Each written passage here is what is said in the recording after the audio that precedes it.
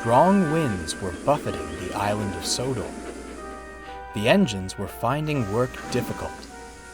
Trains were often delayed, if not cancelled, due to line obstructions.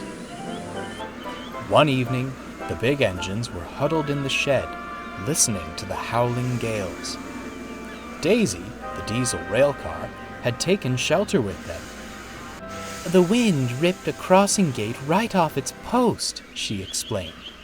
"Poor Thomas's front end was awfully damaged. They were still removing bits of fencing when I was ordered to stay here." "Oh," sniffed Gordon. "Count on a small engine to be impeded by a few toothpicks." Before Daisy could reply, Henry backed into the shed, grumbling dreadfully. "The kipper's been cancelled," he fumed. "Bother! I was looking forward to a nice evening run." "Oh, not you too, Henry," groaned Gordon. "A little wind shouldn't stop engines like us." "That controller's orders, Gordon," Henry retorted. "He doesn't think the vans can weather the winds." "Oh, you're just being silly," Gordon yawned. "You watch me tomorrow. I'll be right on schedule, whatever the weather." Though still strong, the winds had lessened by morning. Gordon had just left on his first express run, but was not enjoying himself. Speed restrictions were in place, and no matter how fast he tried to go, his driver held him back. "Calm down, Gordon. I've already got the storms to worry about. I don't need you trying to knock me out of the cab." "It's shameful, it's shameful," Gordon grunted, and begrudgingly slowed down.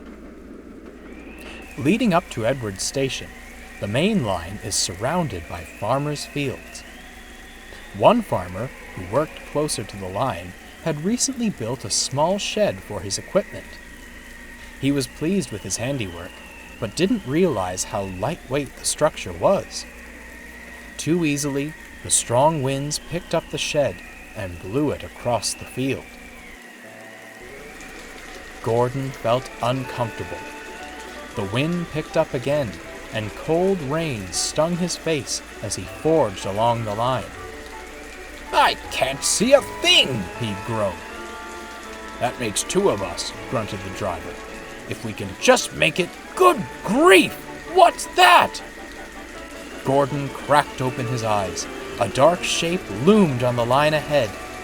The driver slammed the brakes, but the heavy coaches pushed them along the damp rails. Gordon shut his eyes and...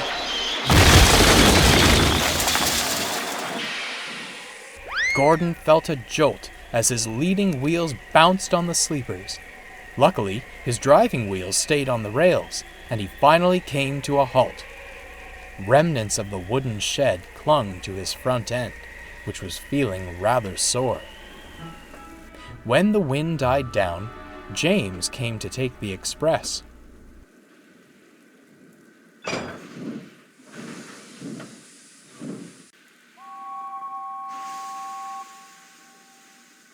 With Edward banking him up the hill, the only engines available to help Gordon were Bill and Ben. "You're a sight for sore eyes," teased Ben. "Bent buffers? Worn brakes? That's not the make of a proper express engine." "By the looks of it, he wouldn't even make a proper shed," laughed Bill. Gordon felt too worn out to retort. He was moved to a siding at Edward's station, mournfully waiting to be taken to the works. He soon found himself being shunted onto Henry's goods train. "Well, well, well," chuckled Henry. "You were on schedule, all right. Be careful in future, will you? I'd much rather see you pulling the express than housing tools." For once, Gordon felt Henry's words were worth heeding.